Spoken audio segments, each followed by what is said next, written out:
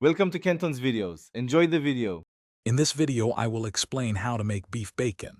First, choose a well-marbled beef belly or short ribs for the best results. Next, create your dry cure using kosher salt, sugar, and a small amount of pink curing salt. Rub this mixture thoroughly over all sides of the beef. Then, place the meat in a sealed bag and refrigerate it for 5 to 7 days, remembering to flip and massage it daily to ensure the cure distributes evenly. Once your beef has finished curing, it's time for a crucial step: rinsing. Make sure to thoroughly wash off all excess cure under cold, running water.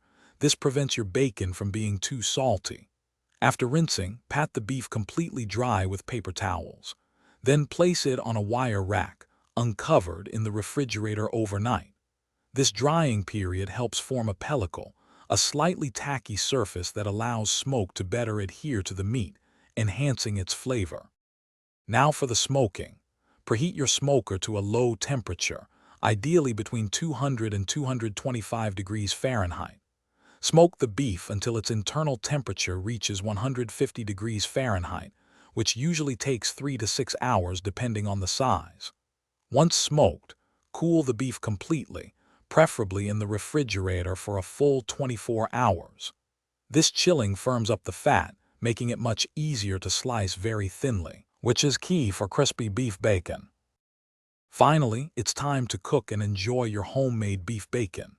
You can prepare it just like you would pork bacon, either in a hot pan or baked in the oven. Fry it until it reaches your desired crispness, keeping a close eye on it to prevent overcooking.